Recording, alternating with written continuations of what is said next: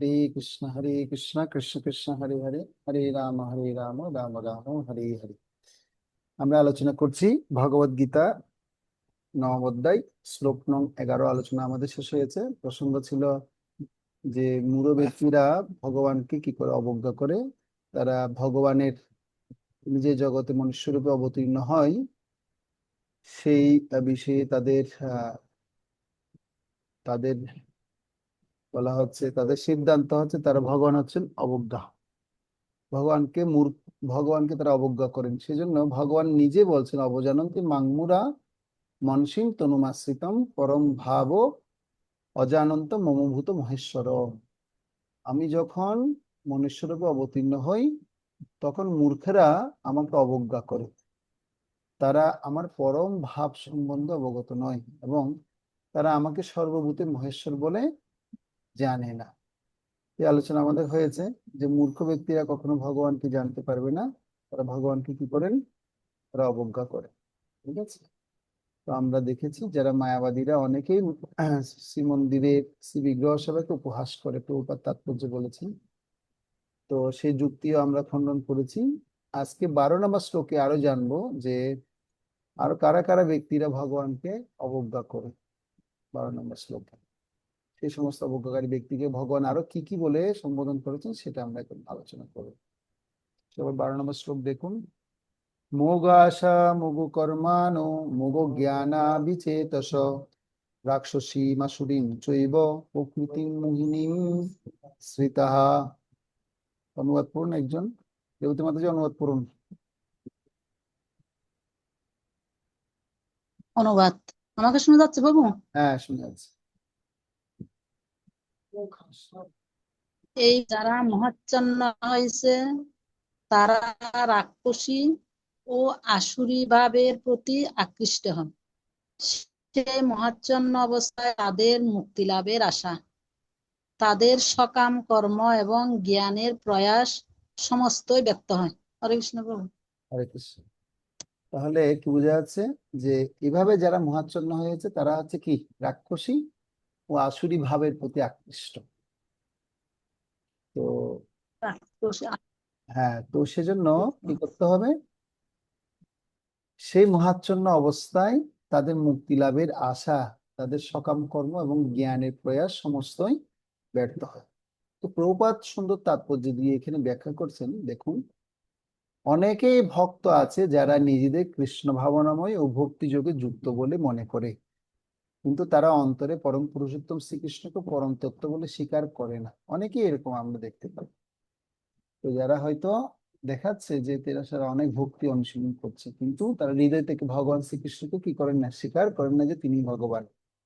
তারা কোনোদিনই এই ভক্তি যোগের ফলস্বরূপ ভগবত ধাম প্রাপ্ত হতে পারে না। এই সমস্ত কপট ব্যক্তিরা কখনো ভগবত ধাম কি হতে পারবেন না, প্রাপ্ত হতে পারবেন না। তেমনি যারা সকাম পুণ্যকর্মে নিয়োজিত এবং যারা পরিশেষে জড়বন্ধন থেকে মুক্তি লাভের আশা করেছে, তারা কোনোটিতেই সফল হবে না, কারণ তারা পরমেশ্বর ভগবান শ্রীকৃষ্ণকে উপহাস করে।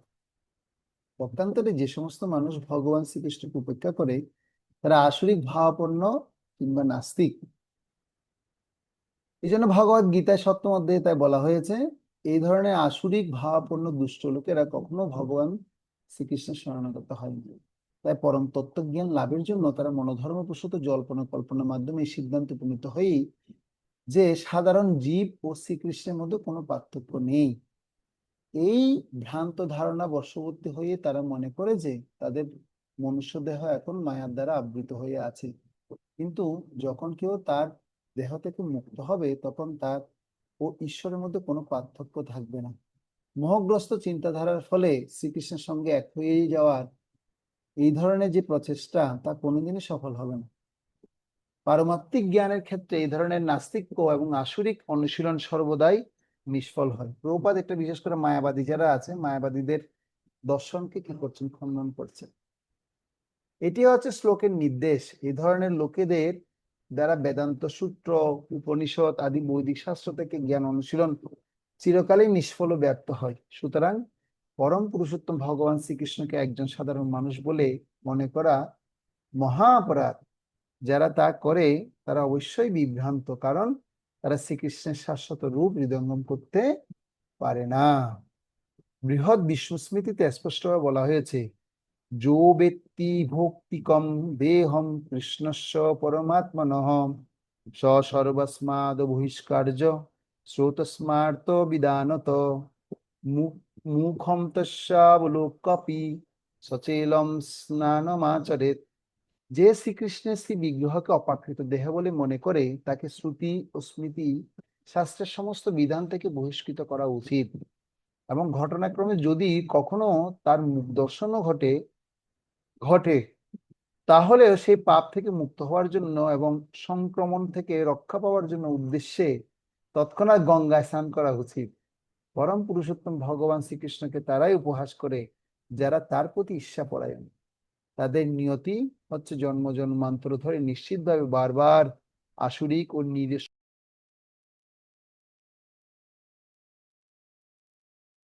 কতটুকু শুনতে পেলেন? নেট কেটে গিয়েছিল। নেট ছিল না পুরো। হ্যাঁ, তো এখন দেখুন, যে শ্রীকৃষ্ণের শ্রী বিগ্রহকে অপাকৃত দেহ বলে মনে করে তাকে শ্রুতি স্মৃতি শাস্ত্রের সমস্ত বিধান থেকে বহিষ্কৃত করা উচিত। ঘটনাক্রমে যদি কখনো তার মুখ দর্শন ঘটে তাহলে সে পাপ থেকে মুক্ত হওয়ার জন্য সংক্রমণ থেকে রক্ষা পাওয়ার উদ্দেশ্যে তৎক্ষণাৎ গঙ্গা স্নান করা উচিত। পরম পুরুষোত্তম ভগবান শ্রীকৃষ্ণকে তারাই উপহাস করে যারা তার প্রতি ঈর্ষাপরায়ণ। তাদের নিয়তি হচ্ছে জন্ম জন্মান্তর ধরে নিশ্চিতভাবে বারবার আসরিক ও নিরেশ্বরবাদী যোনিতে জন্মগ্রহণ করা। তাদের প্রকৃত জ্ঞান চিরকালেই মহাচ্ছন্ন হয়ে থাকবে, যার ফলে তারা উত্তরোত্তর সৃষ্টি রাজ্যের সবচেয়ে তমসাময় অধম যোনিতেই পতিত হবে। তাহলে আমরা শিল প্রভুপাদের এই মনোভাব আমরা দেখতে পাচ্ছি। প্রভুপাদ তিনি কি ব্যাখ্যা করছেন, যে মৌগ আশা মানে আশা ব্যর্থ হবে। তাদের শ্লোকের অংশ কি পাচ্ছি, মৌগ আশা মানে তাদের কি হবে, আশাটা ব্যর্থ হবে। কি আশা ব্যর্থ হবে? যেটা মায়াবাদীরা তারা যে আশা করে যে নির্বিশেষ জ্যোতিতে কি হয়ে যায়, বিলীন হয়ে যাওয়ার আশা। তো কর্মকাণ্ডীরা তারা যে আশা করে সে আশাটা তারা ফল কোথায় প্রাপ্ত হয়? স্বর্গ লাভ। কর্মকাণ্ডের কি রেজাল্ট কি? স্বর্গ পাবে, আবার এই জগতে আসবে, বারবার এসে দুঃখ দুঃখ ভোগ করবে, তাই না? যদি কৃষ্ণকে যদি প্রকৃত আনন্দময় বিগ্রহ স্বরূপ রূপে যদি আনন্দ যদি লাভ করতে না পারে, উপলব্ধি করতে না পারেন, তাহলে তিনি এরকমই অবস্থা হবে তার, নির্বিশেষ জ্যোতিতে বিলীন হয়ে যাবেন এবং পুনরায় বারবার এই পৃথিবীতে জন্ম মৃত্যু জরাব্যাধি চক্রে আবর্তিত হবেন। হ্যাঁ, তারা প্রকৃত আনন্দটা লাভ করতে পারবেন না। যদি কৃষ্ণকে স্তচত মানে আনন্দময় বিগ্রহ সেটা যদি উপলব্ধি করতে পারেন, তাহলে শ্রীকৃষ্ণকে একজন সাধারণ মানুষ বলে তারা মনে করবেন কেন? তো এখন শ্রীকৃষ্ণকে একজন সাধারণ মানুষ, তো কর্মীরা কোনোদিনই মানে তারা যদি এইভাবে যদি কি করে, তারা যদি মনে করে, হ্যাঁ, তো তাহলে তারা কি করবেন, তাদের জন্মটা কি হয়ে যাবে, বিফল হয়ে যাবে। হম, সেজন্য ভগবত ধামে মানে যে প্রত্যাগমন করার সে সে সফলতাটা কি হয়ে যাবে, নিষ্ফল হয়ে যাবে। মোগ কর্মা, ভগবান বলছেন মোগ কর্মা, তাদের কি হবে, নিষ্ফল কর্ম, কোনো কর্মই তাদের কি হবে না, সফল হবে না। এবং মোগ জ্ঞানা, মোগ জ্ঞানা মানে কি, সব জ্ঞানই ব্যর্থ হয়ে যাবে, যতই জ্ঞান তারা লাভ করুক না, চর্চা করুক না কেন। এই পয়েন্টগুলো ধরতে পারছেন আপনারা? তাহলে মৌগ আশা মানে আশা ব্যর্থ হবে। হ্যাঁ, তাহলে কি আশা ব্যর্থ হবে, যে মায়াবাদীরা তারা যে আশা করছে নির্বিশেষ ব্রহ্মজ্যোতিতে লীন হচ্ছে, সেটা ব্যর্থ হবে। মোগ কর্মা, নিষ্ফল কর্ম, কোনো কর্মই তারা কি হবে না, সফল হবে না। আর মোগ জ্ঞান মানে সব জ্ঞানই তাদের কি হবে, ব্যর্থ হবে। তো এদের সাথে যদি আমরা দেখি তাৎপর্যে যে বিষ্ণু স্মৃতিতে বলা হয়েছে যে তাদের যদি এরকম দর্শন হয়, সাথে সাথে গঙ্গায় স্নান করতে হবে বলছে। এই সমস্ত ব্যক্তি যদি দর্শন করতে সাথে সাথে গঙ্গায় স্নান করে, স্নান যদি করতে না পারে গঙ্গা গঙ্গা বলতে হবে, বুঝে যাচ্ছে? তো সেজন্য শ্রী চৈতন্য মহাপ্রভু খুব ধীর কণ্ঠে আমাদেরকে জানিয়েছেন, মায়াবাদীর ভাষ্য শুনিলে হয় সর্বনাশ। এই ধরনের প্রকৃতি যারা আছে, যে সমস্ত চরিত্র ব্যক্তিরা আছে, তাদেরকে সবাইকে কি বলা হয়, মায়াবাদী বলা হয়, মায়াবাদী। এখন যারা ভক্ত, সে ভক্তদের কথা এখন 13 নম্বর শ্লোক থেকে কি করবেন, ভগবান বলবেন। এতক্ষণ ধরে মায়াবাদীর কথা বলেছেন না, এবার 13 নম্বর শ্লোক থেকে কি করবেন? ভগবান ভক্তদের কথা বলবেন। সবাই দেখুন 13 নম্বর শ্লোক। মহাত্মানস্তু মাং পার্থ দৈবীং প্রকৃতিমাশ্রিতাঃ ভজন্ত ভজন্তি অনন্য মনসা জ্ঞাত্বা ভূত আদিম অব্যয়ম। তো কীর্তিমান প্রভু অনুবাদ করতে পারবেন?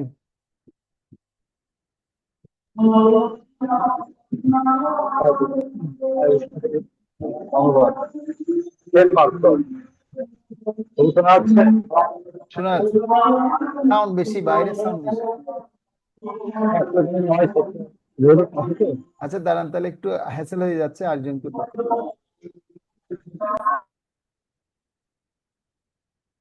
বসুধা মাতাজি আছেন ক্লাসে?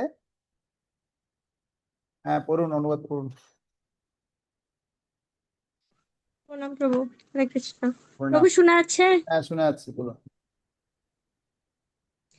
হে পার্থ, মোহমুক্ত মহাত্মাগণ আমার দৈবী প্রকৃতিকে আশ্রয় করেন।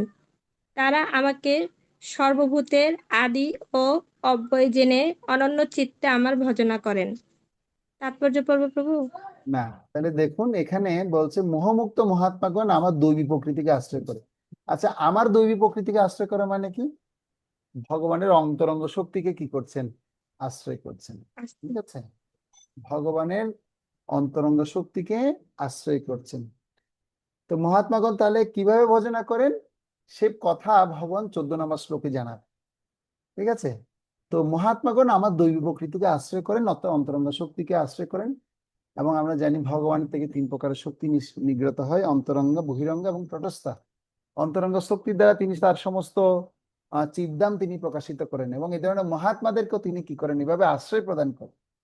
এবং বহিরঙ্গ শক্তির দ্বারা এই জড়জগৎ তিনি প্রতিষ্ঠা করেন, এবং তটস্থ শক্তির দ্বারা এই এই এই আমাদের মতো বদ্ধ জীবদেরকে তিনি প্রেরণ করেন। সেজন্য তারা আমাকে সর্বভূতের আদি অব্যয় জেনে অনন্য চিত্তে আমার ভজনা করেন। তো অনন্য ভক্তি মানে কি বলেছিলাম, মনে আছে আপনাদের? অনন্য চিত্তে মানে কি? আমি যখন প্রথম ইউনিটে আপনাদের ক্লাস নিচ্ছিলাম, অনন্য ভক্তি বা অনন্য চিত্তটা কেমন বলেছিলাম, মনে আছে?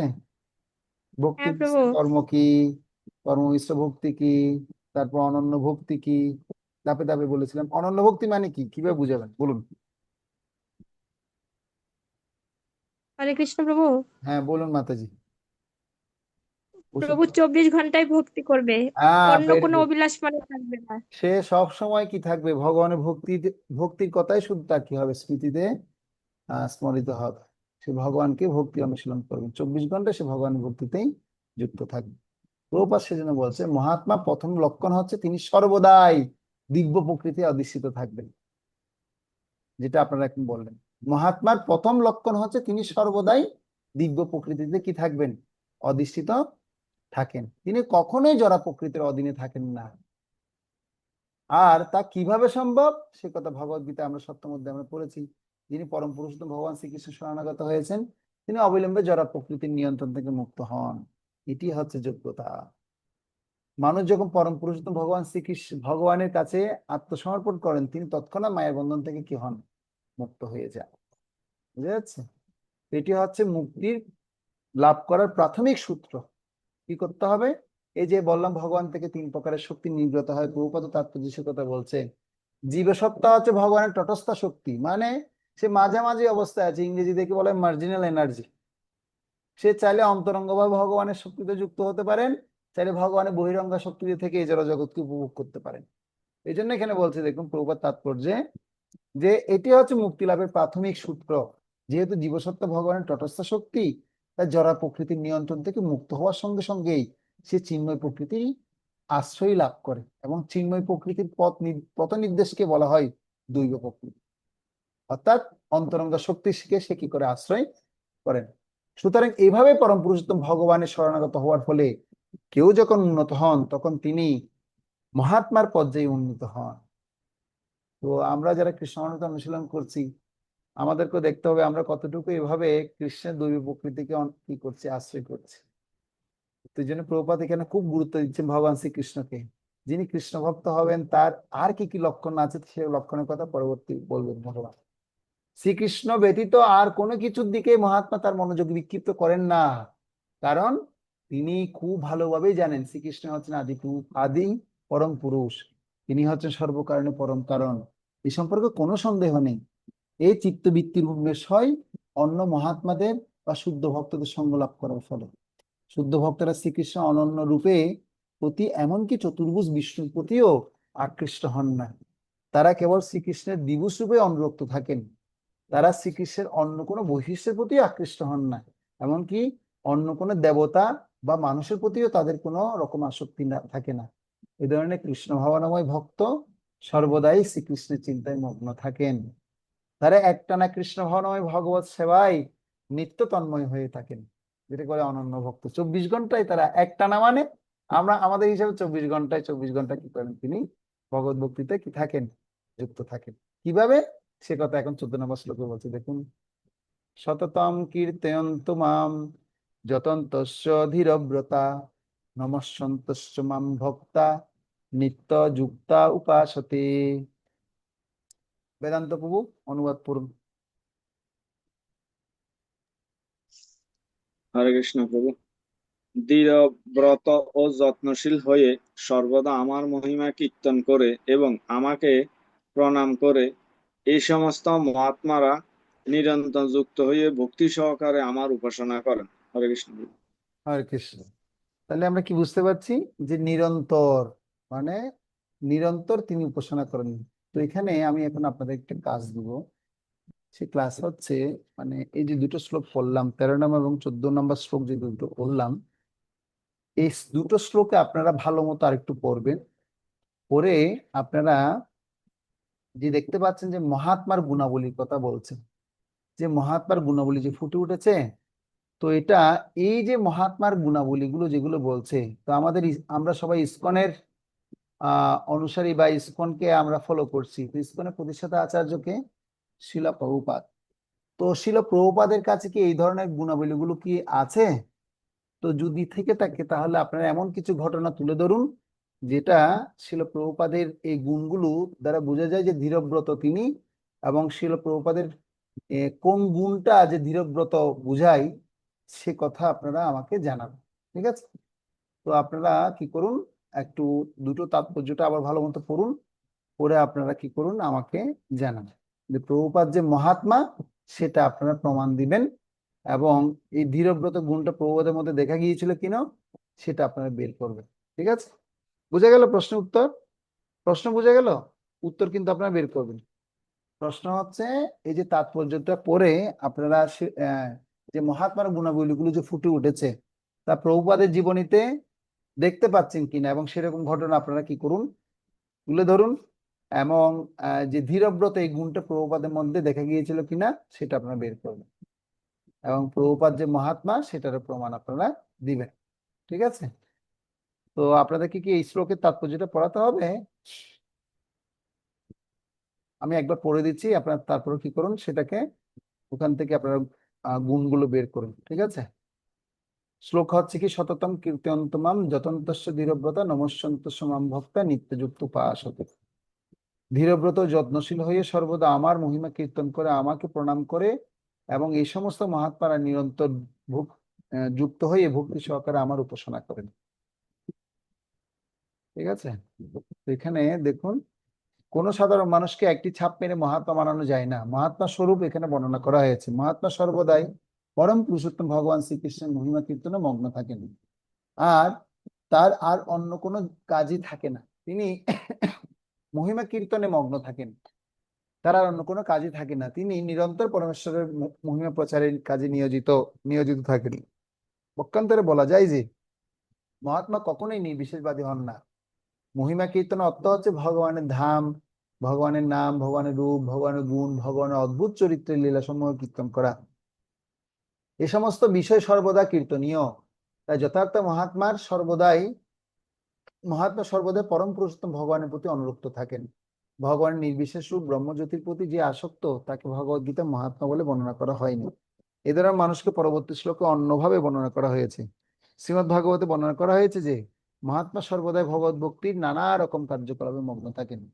তিনি শ্রী বিষ্ণু তিনি বিষ্ণুতত্ত্বের শ্রবণ কীর্তন বিষ্ণুতত্ত্বের শ্রবণ ও কীর্তন করেন এবং কখনোই দেবদেবী বা কোনো মানুষের মহিমা কীর্তন করেন না। সেটি হচ্ছে ভক্তি শ্রবণম কীর্তনম বিষ্ণু স্মরণম, অর্থাৎ তাকে সর্বদা স্মরণ করা। এই প্রকার মহাত্মা 5টি দিব্যরসে যে কোনো একটির দ্বারা ভগবানের সঙ্গে অন্তিমকালে নিত্যযুক্ত হওয়ার উদ্দেশ্যে বদ্ধপরিকর।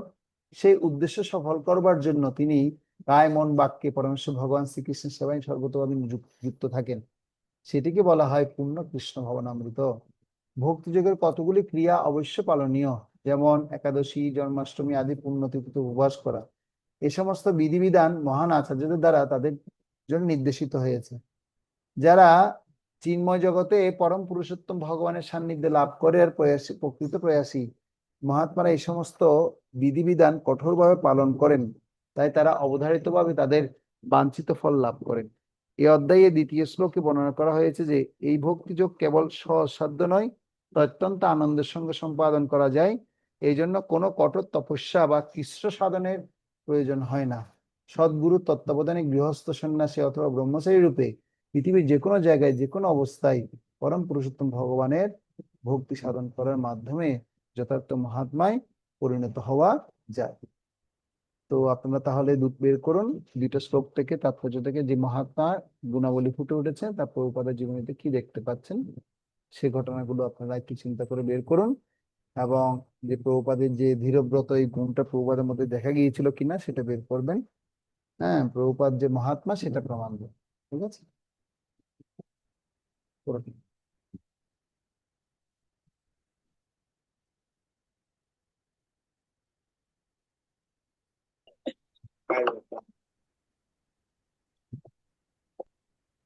আমি আপনাদেরকে প্রশ্ন করেছি হচ্ছে প্রভুপাদের অর্থাৎ এই দুটো তাৎপর্য পরে যে মহাত্মার গুণাবলী প্রভুপাদের মধ্যে ফুটে উঠেছে তার জীবনীতে কি আপনারা সেটা দেখতে পাচ্ছেন কিনা। যেমন এখানে ধীরব্রত এই গুণটা বিশেষ করে প্রভুপাদের মধ্যে কি দেখা যাচ্ছে কিনা, বা এই ধরনের কোনো উদাহরণ আছে কিনা আপনারা বলতে পারেন। অর্থাৎ প্রভুপাদ যে প্রভু আমি সেটা প্রমাণ দেয়। ও মাতাজি, আপনাকে বললাম আগে পতিব্রতা মাতাজি থেকে নি, তারপরে রেবতী মাতাজি থেকে নি।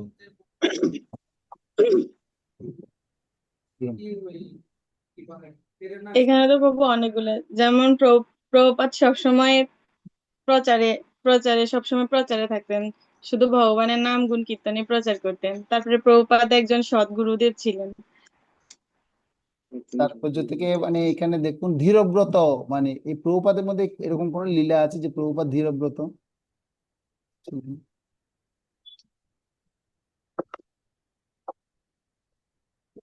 প্রভুপাদ যে ধীরব্রত ছিলেন এরকম কোন গুণ আপনারা দেখতে পেয়েছেন প্রভুপাদের জীবনীতে? বেদান্ত পূর্বনী ধীরব্রত। তাহলে তো প্রভুপাদ লীলামৃত পড়তে হবে আপনাদের। প্রভুপাদ প্রভু একাদশীতে 12টার পরে অনুকল্প প্রসাদ পেতেন, যে ওইটাই দৃঢ় গল্প। এটা খুঁজে পেলেন, আর কিছু খুঁজে পাননি? না, এমনি প্রভুপাদ একাদশীতে আমরা তো সন্ধ্যার পরে অনুকল্প প্রসাদ পাই। প্রভুপাদ নাকি 12টার পরে একটার মধ্যে ওই অনুকল্প প্রসাদ পেতেন যে। আচ্ছা, আপনি এটা দেখেছেন। ঈশানী মাতাজি কিছু বলতে চাইছেন, বলুন। ঈশানী মাতাজি বলুন। তবু ওনার পরিবারকে ছেড়ে দিয়ে উনি ভগবানকে বেছে নিয়েছিল। হ্যাঁ, মানে এটা ধীরব্রত ছিল। আচ্ছা, ওকে। আর কি হতে পারে? অন্যরা? বসুধা মাতাজি বলুন, প্রভুপাদের জীবনী থেকে বলুন। হরে কৃষ্ণ প্রভু। হরে কৃষ্ণ প্রভু। বেদান্ত প্রভু একটু হ্যাঁ প্রভু, থেকে আগে শুনি, তারপর আপনি। প্রণাম প্রভু। হ্যাঁ বলুন। প্রভু, প্রভুপাদ যখন প্রচারে ছিলেন বা প্রচার করতেন তখন অনেক, আমি জায়গাটার নাম আমার মনে নাই, মানে অনেক ভক্তরাই বলছে 4টা নিয়মের মানে একটু শিথিল করার জন্য, তাহলে অনেক ভক্ত বেড়ে যাবে এবং অনেক প্রচার হবে। কিন্তু প্রভুপাদ এটাতে খুব দৃঢ়ব্রত ছিল, তিনি বলছে না, এটা কঠোরভাবে অবশ্যই পালন করতে হবে। Very good, thank you. আবার ওই আরেকটা লীলা শুনছিলাম প্রভু, মানে পেঁয়াজ রসুনটা খাওয়া অনুমোদন করতে, একটা মানে জায়গাটার কথা আমার মনে নাই। বলছে ওরা মানে মাছ মাংস এগুলো আহার করে না, কিন্তু পেঁয়াজ এগুলো খায়। তো বলছে এটা যদি ওরা অনুমোদন করে তাহলে এখানে অনেক ভক্ত গড়ে উঠবে। প্রভুপাদ আপনি এটা অনুমোদন করেন, এখানে অনেক ভক্ত পাবেন। বলছে না, এটা অনুমোদন আমি করব না। মানে যারা এই নিয়মগুলো বিধিনিষেধগুলো পালন করতে পারবে তারাই কি ভক্তি যুগে অংশগ্রহণ করতে পারবে। তো প্রভুপাদ ওই সময় একটা কথা বলেছিল, আমার লক্ষ্য তারার প্রয়োজন নেই, চন্দ্রই একটাই হ্যাঁ যথেষ্ট। হ্যাঁ হ্যাঁ, একটা যথেষ্ট। হ্যাঁ প্রভু। Thank you. বেদান্ত বাবু কি বলতে চাইছেন বলুন। হরে কৃষ্ণ প্রভু। হ্যাঁ, প্রভুপাদ পাশ্চাত্য দেশে গিয়ে প্রচার করেন, এটা যে মনোভাব বা দৃঢ়ব্রত আর কি, এটা ওনার ভিতরে ছিল বিধায় তিনি পেরেছেন। ওকে। এবং উনি সারা পৃথিবীর সকলকে দেখিয়ে দিয়েছেন যে মানে ভগবানের প্রচার কিভাবে করতে হয়, আর দৃঢ়ব্রত থাকার কারণে তিনি এই কাজটাই করতে পেরেছেন আর কি প্রভু। তো যখন সুমতি মুরারজি উনাকে নেগলেক্ট করছেন, উনি বলছেন, উনি কোনোভাবে সেই জায়গা থেকে আসতে চাইছেন না, তুমি একটিবার আমাকে কি করো, সহযোগিতা করো, আমি তোমার বাবার মতো। এই কথা যখন বলেছে তখন তার ধীরব্রত, এই ধীর চিত্ত দেখে সুমতি মুরারজি বলছেন না, এই ভদ্রলোকটাই পারবে, উনি যেতে পারবে আমেরিকা। তিনি কোনোভাবেই রাজি হননি প্রথমে, কিন্তু প্রভুপাদের দৃঢ়ব্রতা দেখে তিনি কি হয়েছে, রাজি হয়েছে। Good, thank you. আচ্ছা, অন্যরা আর কেউ কিছু বলবেন? হ্যাঁ প্রভু, হরে কৃষ্ণ প্রভু। বলুন মাতাজি। এবং প্রভুপাদের গুরুদেবের মানে হচ্ছে যে প্রভুপাদের প্রতি আদেশ ছিল যে পাশ্চাত্য দেশে যা প্রচার করা, এটার প্রতি ওনার দৃঢ়ব্রত ছিল প্রভু, তার জন্য এটা সম্ভব, নাহলে সম্ভব হতো না। ইয়েস, গুড, খুব সুন্দর। যে প্রভুপাদ যে দৈব প্রকৃতিকে আশ্রয় করেছেন, এখন আমরা কিছু বিষয় এখান থেকে এখন করবো, অর্জন করবো। দেখুন, 13 নম্বর শ্লোকে বলা হয়েছে দৈব প্রকৃতি মানে অন্তরঙ্গ শক্তিকে আশ্রয় করেছে। প্রভুপাদ যখন জাহাজে হার্ট অ্যাটাক করেছিলেন, তখন তিনি অজ্ঞান হয়ে পড়ে গিয়েছিলেন, তাই না? সে অজ্ঞান হয়ে পড়ে যাওয়ার ফলেও তিনি কি করেছেন, তিনি কৃষ্ণের কাছে প্রার্থনা করেছেন, কৃষ্ণ স্বয়ং এসছে। হ্যাঁ, তো এসে কৃষ্ণ এসে প্রভুপাদকে বলছে, তুমি এখন তো যাওয়ার সময় হয়নি। তো প্রভুপাদ বলছে, আপনি এখন প্রভু আমাকে নিয়ে যান। বলছে, না, এখন তো তোমার যাওয়ার সময় হয়, তোমার তো কার্য সব বাকি রয়ে গেছে। তো এটা হচ্ছে সম্পূর্ণ একটা দৈব প্রকৃতিকে আশ্রয় করেছিলেন। সেজন্য দেখতে পাচ্ছি আমরা এই শ্লোকগুলোতে প্রভুপাদ তাৎপর্য অনেক জায়গায় কোট করেছেন যে নির্বিশেষ শূন্যবাদীরা তারা ভগবানকে কি করতে পারে না, এই জগতে ভগবান রূপে প্রতিষ্ঠা করতে পারে না, নিরাকার বলে। প্রভুপাদের প্রণাম মন্ত্র আমরা দেখতে পাই যে নির্বিশেষ শূন্যবাদী পাশ্চাত্য দেশ তারিণী, তিনি কি করেছিলেন, এই পাশ্চাত্য জগতে গিয়ে ভগবান কৃষ্ণকে ভজনা করার পদ্ধতি শিখিয়েছেন, কৃষ্ণের যে পরম প্রভু সেটা শিখিয়েছেন। অর্থাৎ নির্বিশেষ শূন্যভাবকে পাশ্চাত্য দেশ থেকে বিতরণ করেছে, মানে বিতাড়িত করেছেন, তাড়িয়ে দিয়েছেন। ভগবানের কাছে কিভাবে আত্মসমর্পণ করতে হয় তিনি তার গুরুদেব কাছ থেকে তিনি সেটা নিজে শিখে নিজে আত্মসমর্পণ করে গুরুদেবের কাছে অন্যদেরকে সে আত্মসমর্পণের পদ্ধতি শিখিয়েছেন। তিনি চাকরি ছেড়েছেন, ব্যবসা ছেড়েছেন, হ্যাঁ, সমস্ত কিছু ছেড়ে তিনি কোথায় গেছেন, প্রচার কাজে তিনি যুক্ত হয়েছেন। এমনকি তিনি এত ধনী থাকা সত্ত্বেও তার সমস্ত কিছু তিনি হারিয়েছেন। হারিয়ে হারালো, তিনি কি হননি, বিচলিত হননি। তার প্রভুপাদের স্ত্রী সহধর্মিণী তার লিখিত ভগবদ গীতার যে কি ছিল, ট্রান্সলেশন করা ছিল, সেই ভগবদ গীতার পাণ্ডুলিপিটাও বিক্রি করে দিয়ে চা পাতা নিয়ে আসছে প্রভুপাদ। সেখানেও তিনি কি করেন, অনেক বেশি বিচলিত হননি, তিনি পুনরায় আবার ভগবদ গীতাকে ট্রান্সলেশন করেছেন। তো কিরকম একজন ধীরচিত্ত ব্যক্তি হলে প্রভুপাদ সেটা করতে পারতেন। এই জন্য এখানে মহাত্মার যে বৈশিষ্ট্যগুলো দেওয়া হয়েছে সমস্ত গুণই প্রভুপাদের কাছে ছিল। তিনি দৃঢ়ব্রত ছিলেন, যত্নশীল হয়ে তিনি সমস্ত মানে পাশ্চাত্য দেশের যা এখানে প্রচার করেছে সবাইকে শিখিয়েছে কিভাবে নিখুঁত ভাবে ভগবানের বিগ্রহের সেবা করতে হয়, কিভাবে নিখুঁত ভাবে ভগবানের নাম জপ করতে হয়। হ্যাঁ, সর্বদা ভগবানের মহিমা কীর্তন করে তিনি টংকিং স্পিয়ার পার্কে বসে প্রতিদিন 7 ঘন্টা করে করে কীর্তন করতেন। আর সেই কীর্তনের দ্বারা অন্যদেরকে আকৃষ্ট করতে পেরেছেন। নিরন্তর ভগবানের কথায় তিনি সবসময় কি থাকতেন, যুক্ত ছিলেন। হ্যাঁ, বলছে আমার এই জগতে আমি একবার এক সাংবাদিক প্রভুপাদের কাছে প্রশ্ন করছেন, প্রভুপাদ আপনি এত কিছু করলেন কিভাবে? বলছে এত কিছু আসলে এগুলো আমার কোনো যোগ্যতা নেই, সমস্ত যোগ্যতা আমার গুরুদেবের। আমার গুরুদেবে কি করেছেন, সমস্ত কিছু যা কৃতিত্ব সব আমার গুরুদেবের আদেশে আমি এখানে আসছি, এবং গুরুদেবের কৃপা করার কারণে এত কিছু সম্ভব হয়েছে। তো এই দুটো শ্লোক অত্যন্ত গুরুত্বপূর্ণ। সেজন্য আপনারা চেষ্টা করবেন এই দুটো শ্লোক মুখস্থ করার জন্য, খুব গুরুত্বপূর্ণ শ্লোক দুটো। ঠিক আছে, তো তাহলে আমরা এখন দেখতে পাবো যে এই ধরনের মহাত্মারা অত্যন্ত দুর্লভ। ভগবান এই কথা বলেছেন। এখন ভগবান কি করবেন, আরো 3 প্রকারের উপাসকের কথা তিনি বলবেন। তো মানে বিশেষ করে প্রভুপাদ তাৎপর্য সেটা বলবেন। আর 15 নম্বর শ্লোকে আমরা সেটা দেখতে পাবো। 15 নম্বর শ্লোকে বিশেষ করে 3 প্রকারের ভক্ত শ্রীকৃষ্ণকে পরোক্ষভাবে উপাসনা করেন এবং যারা জানেন না যে তারা আসলে এই শ্রীকৃষ্ণেরই আরাধনা করছে। অনেকেই ভক্তি করে, তাই না? কিন্তু জানে না যে আসলে তারা মানে কি আলটিমেট কৃষ্ণের আরাধনা করে। তো 3 প্রকার ভক্ত কৃষ্ণকে পরোক্ষভাবে উপাসনা করে, সে কথা এখন কৃষ্ণ জানাবে। ঠিক আছে, তাহলে কি কি আমরা এখন দেখি। জ্ঞান যজ্ঞেন চাপ্পেন চাপ্পনে যজন্তে মামুপাসতে একত্বেন পৃথকত্বেন বহুধা বিশ্বতো মুখম। কি বলছে? অন্য কেউ কেউ জ্ঞান যজ্ঞের দ্বারা অভেদ চিন্তা পূর্বক, কেউ কেউ বহুরূপে প্রকাশিত ভেদ চিন্তা পূর্বক, এবং অন্য কেউ আবার আমার বিশ্বরূপের উপাসনা করেন। বুঝা গেল? তো তাৎপর্য কি বলছে ঈশানী মাতাজি? তাৎপর্যটা পড়ুন তো সুন্দর করে, বড় বড় করে পড়বেন। হ্যাঁ,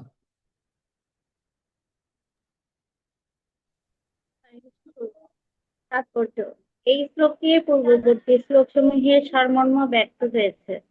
ভগবান শ্রীকৃষ্ণ অর্জুনকে বলেছেন, কৃষ্ণ ভাবনায় ভাবিত যে অনন্য ভক্ত শ্রীকৃষ্ণ ছাড়া আর কিছুই জানেন না, তিনি হচ্ছেন মহাত্মা। কিন্তু এমনও কিছু মানুষ আছেন যারা যথার্থ মহাত্মা না হলেও বিভিন্নভাবে শ্রীকৃষ্ণের আরাধনা করেন। সেই রকম কিছু ভক্তের মধ্যে আর্ত, অর্থাৎ জিজ্ঞাসু ও জ্ঞানী কথা পূর্বেই উল্লেখ করা হয়েছে। এদের থেকে আরো নিম্ন স্তরের উপাসক আছে এবং এরা 3 ভাগে বিভক্ত। অহংগ্রহ উপাসক, যে নিজেকে ভগবানের অভেদ মনে করে নিজের উপাসনা করে। প্রতীকোপাসক, যে কল্পনাপ্রসূত কোনো এক রূপে ভগবানের উপাসনা করে। এবং বিশ্বরূপোপাসক, যে পরম পুরুষোত্তম ভগবানের বিশ্বরূপকে স্বীকার করে তার উপাসনা করে। এই 3টা এই পয়েন্ট 3 দাগান শ্রেণী মাতাজি, দাঁড়ান। এই 3টা পয়েন্ট আগে আপনারা দাগিয়ে নিন। একটা হচ্ছে অহং উপাসক, মানে যে নিজেকে ভগবানের অভেদ মনে করে নিজের উপাসনা করে। ঠিক আছে। আরেকজন হচ্ছে প্রতীক উপাসক, যে কল্পনা প্রসূত কোনো এক রূপে ভগবানের উপাসনা করে। এবং 3 নাম্বার হচ্ছে বিশ্বরূপ উপাসক, যে পরম পুরুষোত্তম ভগবানের বিশ্বরূপকে স্বীকার করে তার উপাসনা করে। মাতাজি এরপরে পড়ব। এই 3 শ্রেণীর মধ্যে যারা নিজেদেরকে ভগবান বলে মনে করে নিজেদের উপাসনা করে তাদের বলা হয় অদ্বৈতবাদী। এরাই হচ্ছে সবচেয়ে নিকৃষ্ট স্তরের ভগবত উপাসক এবং এদেরই প্রাধান্য বেশি। এই প্রকার লোকেরা নিজেদের পরমেশ্বর বলে মনে করে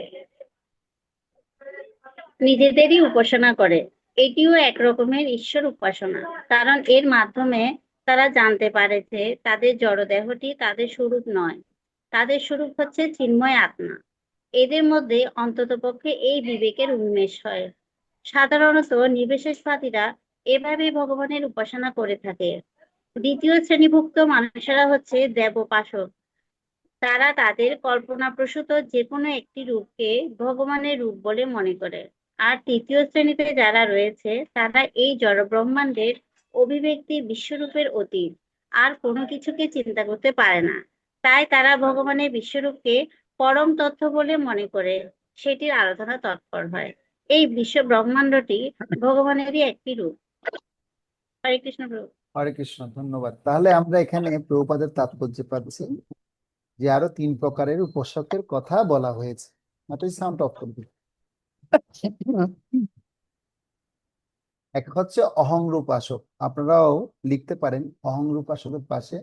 সংক্ষিপ্ত কথায় অহংর উপাসক মানে কি বুঝবেন? মায়াবাদীরা হচ্ছে অহংর উপাসক। অহংর উপাসক মানে হচ্ছে কাদেরকে বোঝানো হয়? মায়াবাদীদেরকে বোঝানো হয়। দ্বিতীয় পয়েন্ট হচ্ছে প্রতীক উপাসক। প্রতীক উপাসক মানে কি?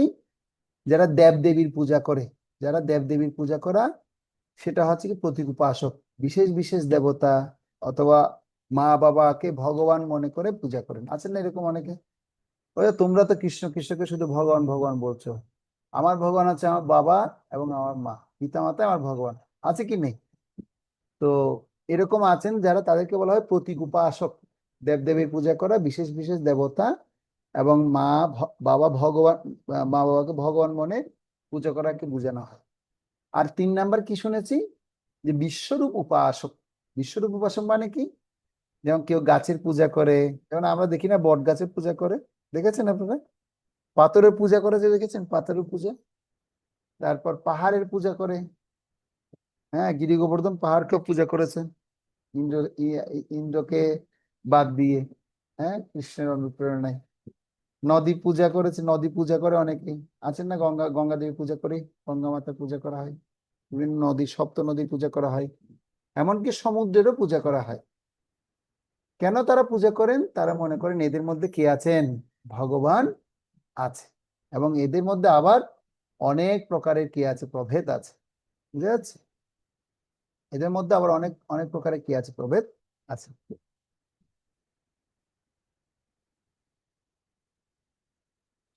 তাহলে একটু মিনিট।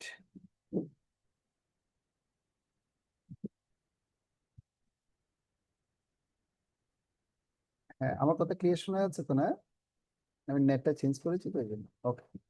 তাহলে এরা যে ভগবানের পূজা করছেন না, তবে এদেরকে ভগবান মনে করে পূজা করছি, যে ভগবান কি, যে তারা পূজা করছে, কে তারা, ভগবান যে কে, হ্যাঁ, ভগবান কে তারা কি সেটা জানে প্রকৃতপক্ষে? তো ভগবান কে তারা সেটা জানে না, বিধায় তারা কোনো একটাকে পূজা করছে বলে মানে বলছেন এটা এর মধ্যে কি আছে? ভগবান আছে। এইভাবে পূজা পদ্ধতিগুলো বর্ণনা দেওয়া হচ্ছে। প্রথমত বিশ্বরূপী উপাসকে যারা, তাদের কথা বর্ণনা করবেন, এবং দ্বিতীয়ত অহং উপাসক, তাদের কথা ইতিমধ্যে বর্ণনা করেছেন। তারা মূঢ়, বুদ্ধিহীন, এবং তাদের কোনো আশা পূর্ণ হবে না, এবং তাদের জ্ঞান বিফলে যাবে, যে কথা তাদের কর্ম নষ্ট হয়ে যাবে, এবং ইতিমধ্যে ভগবান সে কথা বর্ণনা করেছেন, বা 11 এবং 12 নম্বর শ্লোকে আমরা দেখতে পাচ্ছি। 11 এবং 12 নম্বর শ্লোকে ইতিমধ্যে কি করেছেন? দ্বিতীয় যারা অহং উপাসক, তাদের কথা ইতিমধ্যে বর্ণনা করেছেন। তো আপনারা দেখুন, এই যে 3 প্রকার উপাসকদের গতি কি হবে না হবে সে কথা আমরা প্রথমে জেনেছি হচ্ছে কি একাত্তন বা অহঙ্গ উপাসকের কথা ইতিমধ্যে ভগবান 11 এবং 12 নম্বর শ্লোকে বলে দিয়েছেন। তাদের কি হবে? তারা সবচেয়ে নিম্নস্তরের ভগবত উপাসক, এবং এদের প্রাধান্য হচ্ছে এই জগতে বেশি। বুঝা যাচ্ছে? এই অহঙ্গ উপাসকের মানে যারা উপাসনা করছে এই জগতে, তাদের প্রাধান্যটা সবচেয়ে বেশি। আর এদের পরিণতির কথা আমরা দেখতে পাচ্ছি 11 এবং 12 নম্বর শ্লোকে উল্লেখ করা হয়েছে। এবং প্রতীক উপাসকের কথা বর্ণনা করা হবে, আরো আলোচনা করা হবে যে এদের গতি কি হবে। হ্যাঁ, তো এটা 20 থেকে 25 নম্বর শ্লোকের মধ্যে বর্ণনা পাওয়া যাবে। ঠিক আছে? তো যারা কল্পনা প্রসূত এক রূপে ভগবানের আরাধনা করে, এবং দেবা উপাসকরাই হচ্ছে কি প্রতীক উপাসক, পিতা মাতার উপাসকরা হচ্ছে কি প্রতীক উপাসক। এদেরকে এদের কথা 20 এবং 25 নম্বর শ্লোকে ভগবান আরো বিস্তারিত বলবে। এরপরে আছে আপনার বিশ্বত মুখম বা বিশ্বরূপ উপাসক। বিশ্বত মুখম বলা হয়েছে না সংস্কৃত শ্লোকে? তো এই বিশ্বরূপ উপাসক সম্পর্কে 16 থেকে 19 নম্বর শ্লোকে বর্ণনা করা হয়েছে, যেটা আমরা এখন ইতিমধ্যে পড়বো। এখন যা বর্ণনা পড়বো, এখন যারা বিশ্বরূপ উপাসক কিভাবে হয় তা বর্ণনা ভগবান 16 থেকে 19 নম্বর শ্লোকে করবে। তো আপনারা এই প্রসঙ্গগুলো কিন্তু লিখে নেবেন, নাহলে কিন্তু পরে ভুল হবে যে গীতার মধ্যে কিভাবে আলোচনা হয়েছে। তাহলে 16 থেকে 19 নম্বর আমরা কি পাবো? যারা বিশ্বরূপের উপাসক তারা কিভাবে হয় তার বর্ণনা এখন ভগবান করবে। তাহলে আমরা 16 নম্বর শ্লোক পড়ি। অহম ক্রুত অহম যজ্ঞ সাদা অহম অহম ওষুধম মন্ত্র অহম অহম এব আজ্যম অহম অগ্নি অহম হুতম। আমি অগ্নি অষ্টম আদি স্রোত যজ্ঞ, আমি বৈশ্যদেব আদি স্মাত যজ্ঞ, আমি পিতৃপুরুষদের উদ্দেশ্যে শ্রদ্ধাদি কর্ম, আমি রোগ নিবারক ভেষজ, আমি মন্ত্র, আমি হোমের ধীত, আমি অগ্নি, এবং আমি হচ্ছে হোম ক্রিয়া।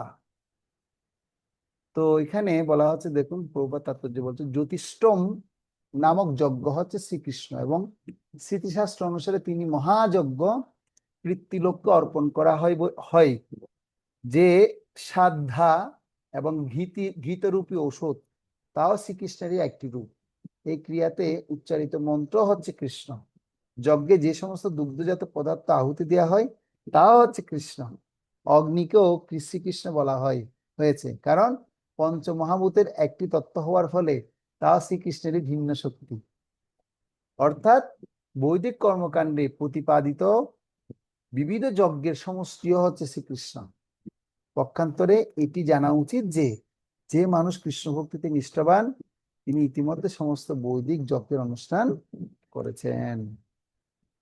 তাহলে আমরা 16 নম্বর শ্লোকে একটা পয়েন্ট পেলাম যে অনেকে শুধু যজ্ঞই করেন, যজ্ঞ করেন মানে আর অন্য কোনো কিছু করেন না, শুধু যজ্ঞ হচ্ছে তাদের পূজা। আছেন না এরকম অনেকে? যজ্ঞটাই জীবনের একমাত্র কি কর্তব্য, শুধু যজ্ঞই করে যায়, যজ্ঞই করে যায়। বসুদেব মাতাজি বলুন। প্রভু হরে কৃষ্ণ, প্রণাম প্রভু। হ্যাঁ, প্রভু, এই বিশ্বরূপ যে উপাসক এখানে যে বললেন গোবর্ধনের অনেকে পূজা করে, তো গোবর্ধনের পূজা কি করা যাবে না প্রভু? না না করা যাবে, মানে বলছি এটা প্রসঙ্গটা বোঝানোর জন্য আমি উদাহরণটা দিলাম যে ওখানে পাহাড়ের মধ্যে ভগবান আছেন, যারা বিশ্বরূপ উপাসক করেন তারা তারা হ্যাঁ হ্যাঁ। তারা জেনেছেন হচ্ছে কি, তারা জানেন হচ্ছে এভাবে তাদের ধ্যানটা আছে যে পাহাড়ের মধ্যেও ভগবান আছে, সেদিন পাহাড়কে তারা পূজা করেন।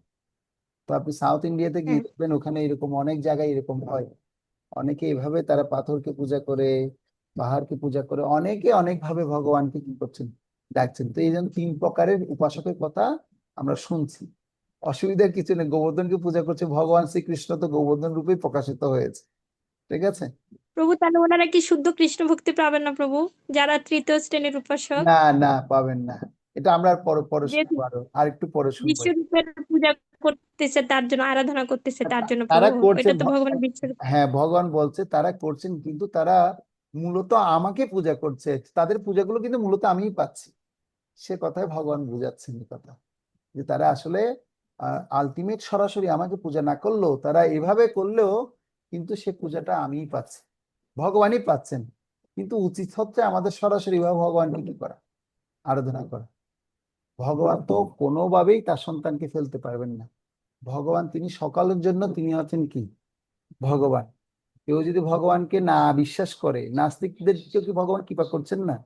তাদেরকেও তো ভগবান কৃপা করছেন। নাস্তিকদেরকে কিভাবে কৃপা করছেন? যারা নির্বিশেষবাদী বা নাস্তিক, তারা তাদেরকে ভগবান তাদের মৃত্যু হওয়ার সাথে সাথে তাদেরকে ব্রহ্মের মধ্যে লীন করে নিচ্ছেন, তাদের দেহের মধ্যে লীন করে নিচ্ছেন। তার মানে এটা ভগবানের কৃপা না হলে তো তারা কি ভগবান দেহে প্রবেশ করতে পারতো? ভগবান তাদেরকেও কৃপা করছে। তো নাস্তিকরা তারা বিশ্বাস না করলে কি আর করা যায় আসে, কিন্তু ভগবান তো তাদেরকেও কি করছে, সে জায়গায় কৃপা করছে। বুঝে গেল মাতাজি? হ্যাঁ প্রভু, হরি সবাইকে বল। কৃপা করছে, সবাইকে কৃপা করছে, ওতপ্রোতভাবে সবাইকে কৃপা করছে। তো এখন এই যে 3 প্রকারের কথা কেন বলছে, বলছে এরাও এমন এমন এমন পরিস্থিতিতে আছে, অহংর উপাসক, প্রতি উপাসক এবং বিশ্বরূপ উপাসকরা, তো তারাও কিন্তু সরাসরি ভাবে আমাকে আরাধনা না করলো, তারা যা পূজা করছে সেগুলো কিন্তু আমি আছি। প্রভুপাদ এই তাৎপর্যের মধ্যে এটা কি করে দিয়েছে, আমাদেরকে ক্লিয়ার করে দিয়েছেন। কোনটা? এই যে বলছে দেখুন, যে জ্যোতি অষ্টম অষ্টম নামক যজ্ঞ হচ্ছে শ্রীকৃষ্ণ। স্মৃতিশাস্ত্র অনুসারে তিনি হচ্ছে মহাযজ্ঞ। পিতৃলোককে অর্পণ করা হয় যে সাদা ঘৃতরূপী ওষুধ, তাও হচ্ছে কৃষ্ণের একটি রূপ। বুঝে যাচ্ছে? সবকিছুই ভগবান কৃষ্ণ। এই জন্য এই ক্রিয়াতে উচ্চারিত মন্ত্র হচ্ছে কৃষ্ণ। যজ্ঞে যে সমস্ত দুগ্ধজাত পদার্থ আহুতি দেওয়া হয় তাও শ্রীকৃষ্ণ। অগ্নিকেও শ্রীকৃষ্ণ বলা হয়েছে, কারণ পঞ্চমহাভূতের একটি তত্ত্ব হওয়ার ফলে তাও শ্রীকৃষ্ণের ভিন্ন স্বরূপ। অর্থাৎ বৈদিক কর্মকাণ্ডে প্রতিপাদ্য বিবিধ যজ্ঞের সমষ্টি হচ্ছে কৃষ্ণ। পক্ষান্তরে এটি জানা উচিত যে যে মানুষ কৃষ্ণ ভক্তিতে নিষ্ঠাবান তিনি ইতিমধ্যে সমস্ত বৈদিক যজ্ঞের অনুষ্ঠান করেছেন। ঠিক আছে? তো এখানে কৃষ্ণ ভক্তদের প্রাধান্যটা প্রভুপাদ বেশিরভাগ কি করেছেন, তিনি তুলে ধরেছেন। আহ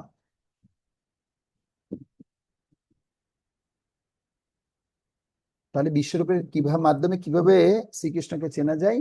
তাহলে আমরা এর 17 নম্বর শ্লোকে এবং 17, 18, 19 এই 3টা শ্লোকে আরো দেখবো। এবার বলছে কি দেখুন, পিতামহস্য জগত মাতা দাতা পিতামহ বেদম পবিত্রমোঙ্কার ঋক্সাম যজুরেব চ। আমি এই জগতের পিতা, মাতা, বিধাতা ও পিতামহ। আমি জ্ঞেয় বস্তু, শোধনকারী ও ওঙ্কার। আমি ঋক্সাম যজুর্বেদ। তো এখানে বিশেষ করে ভগবানের যে বিবিধ শক্তি, প্রভুপাদ তাৎপর্য বলছে দেখুন, যে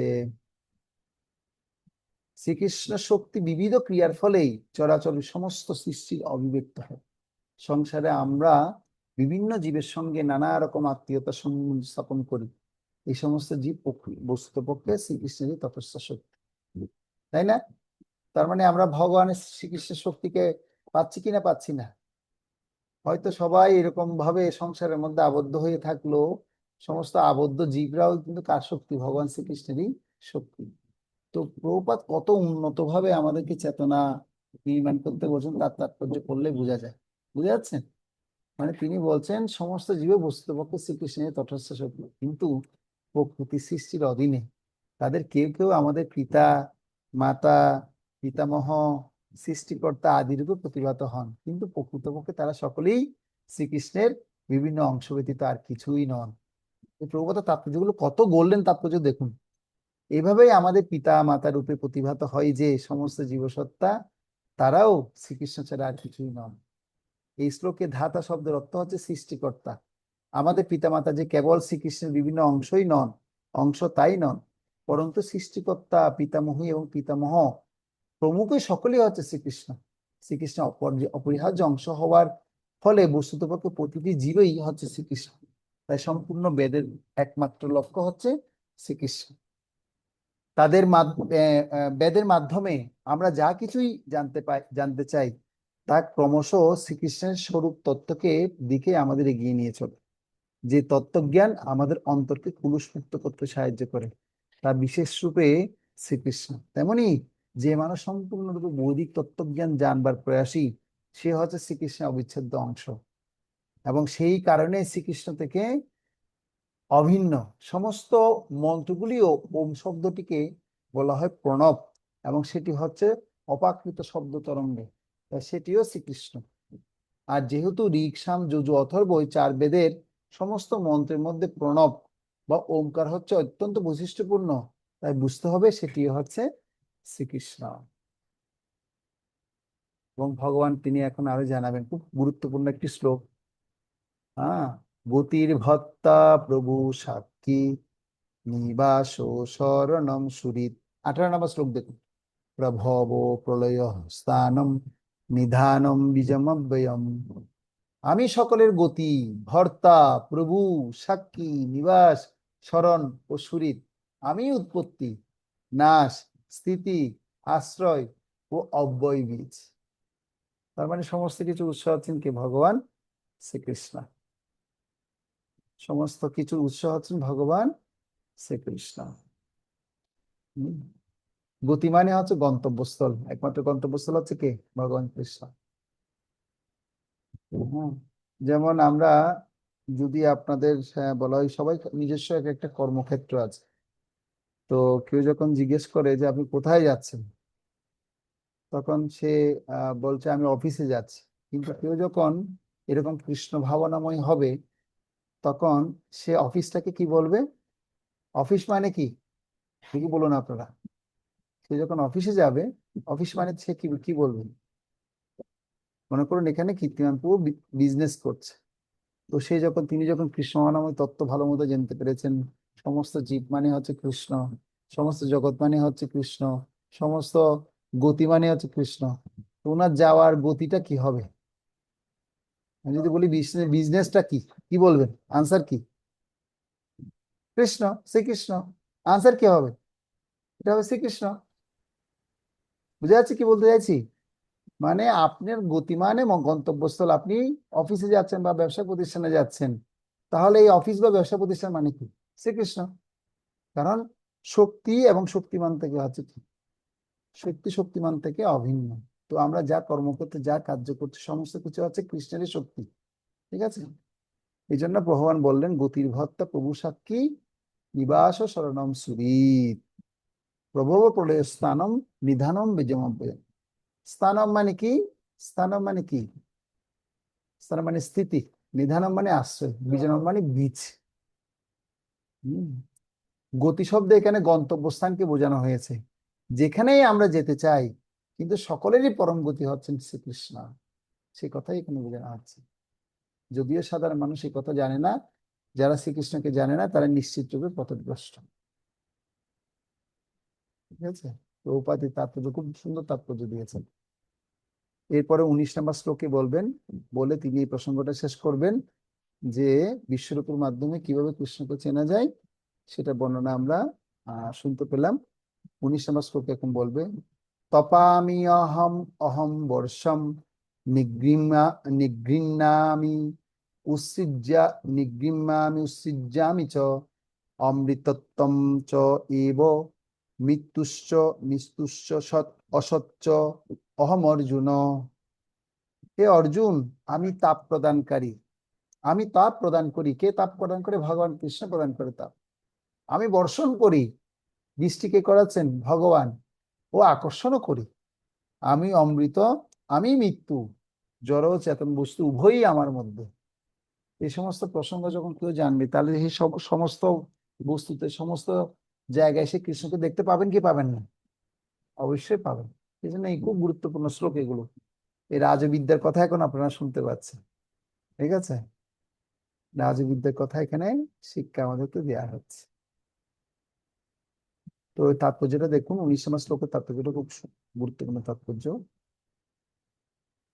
শ্রীকৃষ্ণ তার বিবিধ শক্তি বিদ্যুৎ ও সূর্যের মাধ্যমে তাপ ও আলো বিতরণ করেন। আমরা তো এখন ইলেকট্রিসিটি দেখতে পাচ্ছি, কিন্তু ইলেকট্রিসিটির উৎস যদি খুঁজে দেখি, দেখবেন সেখানে আপনি কি পাবেন? সূর্যের মাধ্যমে তাপ ও আলোক বিতরণ করেন তিনি। গ্রীষ্ম ঋতুতে তিনি বৃষ্টিতে আকাশ থেকে পড়তে দেন না। গ্রীষ্ম ঋতুতে তিনি বৃষ্টিকে আকাশ থেকে পড়তে দেন না। আবার বর্ষা ঋতুতে তিনি অবিরাম প্রচন্ড বৃষ্টি বর্ষণ করেন। যে শক্তি আমাদের আয়ুকে বর্ধিত পরিবর্ধিত করে, আমাদের বাঁচিয়ে রাখে, তাও শ্রীকৃষ্ণের শক্তি। জীবনের অন্তেও শ্রীকৃষ্ণ মৃত্যুরূপে আমাদের সামনে উপস্থিত হন। শ্রীকৃষ্ণের এই বিভিন্ন শক্তির বিশ্লেষণ করার ফলে আমরা প্রতিপন্ন করতে পারি যে তার দৃষ্টিতে জড় ও চেতনের মধ্যে কোনো পার্থক্য নেই, অথবা পক্ষান্তরে জড় ও চেতন উভয়ই তার প্রকাশ। তাই কৃষ্ণ ভাবনার অতি উন্নত স্তরে এরকম পার্থক্য সৃষ্টি করা উচিত নয়। এই অবস্থায় প্রতিষ্ঠিত যিনি উত্তম অধিকারী, তিনি সর্বত্র সবকিছুতে শ্রীকৃষ্ণকে দেখতে পান।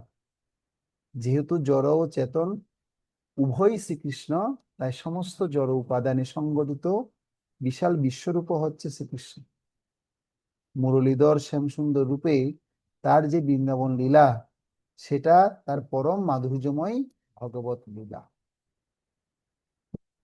তো তাহলে আমরা বুঝতে পারছি যে তাৎপর্যে এগুলো সব বিশ্বরূপের আরাধনা করা হলো, এই বর্ণনাগুলো করা হয়েছে। এটা বেদান্ত দর্শনের একটি শক্তি এবং শক্তিমান থেকে ভেদ বা ভেদ আবার অভেদ, এতক্ষণ যা আমরা আলোচনা করা হলো তার শক্তি এবং শক্তিমান থেকে অভিন্ন, তার পরিপ্রেক্ষিতে সেটা কি করা হয়েছে? আলোচনা করা হয়েছে। এখন যারা দেব উপাসক এবং প্রতীক উপাসক যারা আছে, যেটা তিন ধরনের উপাসকদের মধ্যে দেব উপাসকদের কথা বা প্রতীক উপাসকদের কথা এখন ভগবান 20 নম্বর শ্লোক থেকে বলা শুরু করবেন। বুঝে গেল? তো আপনারা আশা করি প্রসঙ্গ বুঝতে পারছেন, একটার পর একটা ধাপে ধাপে আমরা কিভাবে আলোচনা করছি। যেটা আমরা পেলাম, যে তাৎপর্যের মধ্যে পেয়েছিলাম না, যে তিন ধরনের উপাসকের কথা। এখন 20 থেকে 25 নম্বর শ্লোকে যে প্রতীক উপাসক যারা কল্পনা প্রসূত কোনো এক রূপের ভগবানের আরাধনা করে, সে সম্পর্কে এখন ভগবান 20 থেকে 25 নম্বর শ্লোকে কি করবেন, তিনি এখন বলা শুরু করবেন। তো দেখুন 20 নম্বর শ্লোক দেখুন। ত্রৈবিদ্যমাম সমপাপু ত্রৈবিদ্যমাম সমপাপুত পাপা যজ্ঞৈরিষ্টা স্বর্গগতিম প্রার্থয়ন্তে তে পুণ্যমাসদ্দে সুরেন্দ্র লোকম অশ্নতি দিব্যান দিবি দেব ভোগান। কি বলছে? ত্রিবেদজ্ঞগণ যজ্ঞ অনুষ্ঠান দ্বারা আমাকে আরাধনা করে, যজ্ঞাবিশিষ্ট সোমরস পান করে পাপ মুক্ত হন, স্বর্গে গমন প্রার্থনা করে, তারা পুণ্যকর্মের ফলস্বরূপ ইন্দ্রলোক লাভ করে দেবভোগ্য দিব্য স্বর্গসুখ ভোগ করা। তাহলে আমরা দেখতে পাচ্ছি যে বিভিন্ন দেবতাদের উদ্দেশ্যে যজ্ঞ অনুষ্ঠান করে তারা কি করেন? স্বর্গ প্রার্থনা করেন। এরপরে দেখুন 21 নম্বর শ্লোক। তে তং ভুক্তা স্বর্গলোকং বিশালম ক্ষীণে পুণ্যমর্ত লোকং বিশন্তি এবং ত্রয়ী ধর্ম অনুপপন্না গতা গতম কাম কামালবন্তে। তারা সেই বিপুল স্বর্গ সুখ উপভোগ করে পূর্ণক্ষয় হলে মর্ত্যলোকে ফিরে আসেন। এভাবে ত্রিবোদক্ত ধর্মের অনুষ্ঠান করে ইন্দ্রিয় সুখ ভোগের আকাঙ্ক্ষী মানুষেরা সংসারের কেবলমাত্র বারংবার জন্ম মৃত্যু লাভ করে থাকে। এই প্রসঙ্গগুলো আর ডিটেলস আমাদের বলতে হচ্ছে না, এগুলো আমরা বুঝতে পারছি। হ্যাঁ, প্রভুপাদ এখানে তাৎপর্য সেই কথাগুলোকে বুঝালেন, জন্ম মৃত্যুর চক্র যে কত দুঃখময়, পুনরূপি জননম পুনরূপি মরণম।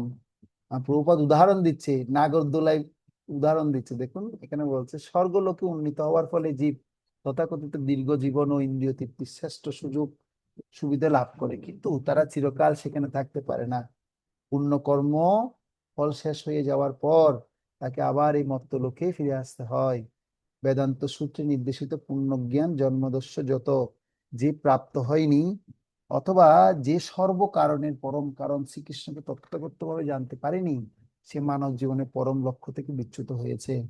সে কখনো স্বর্গলোকে উত্তীর্ণ হয় এবং আবার সেই এই মর্ত্যলোকে নেমে আসে, যেন সে নাগরদোলায় বসে, কখনো উপরের দিকে, কখনো নিচের দিকে পাক খেতে থাকে। এর তাৎপর্য হচ্ছে যে যেখানে একবার ফিরে গেলে আর নিচে নেমে আসতে হয় না, সে যে চিন্ময় জগতে উন্নীত না হয়ে সে কেবলমাত্র উচ্চ নিম্নলোকে জন্ম মৃত্যুর চক্রে আবর্তিত করতে থাকে। তাই মানুষের উচিত চিন্ময় জগৎ প্রাপ্ত হওয়ার চেষ্টা করা, যার ফলে সচ্চিদানন্দ নিত্য জীবন লাভ করা যায় এবং আর কখনো ওই দুঃখময় জড় জগতে ফিরে আসতে হয় না। এই জন্য এখন বলছে কিভাবে এই জগতে ফিরে আসতে হবে না, তার প্রসঙ্গটা বলছে।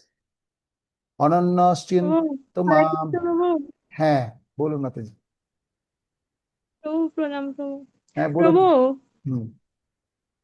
প্রভু আজকে আরো আরো করাবেন প্রভু, আজকে চন্দ্রগ্রহণ বাচ্চাদের খাওয়াতে হতো প্রভু। চন্দ্রগ্রহণ কটা থেকে? 9:30 থেকে প্রভু। আচ্ছা, তাহলে আপনারা, আমি এই শ্লোকটা এই 25 পর্যন্ত পড়ে শেষ করতে চাইছি, আর 2টা শ্লোক আছে, 2টা শ্লোক পড়ে শেষ করছি। আপনি তাহলে কি করুন, বাচ্চাদেরকে খাওয়ানো শুরু করে দিন। হরে কৃষ্ণ।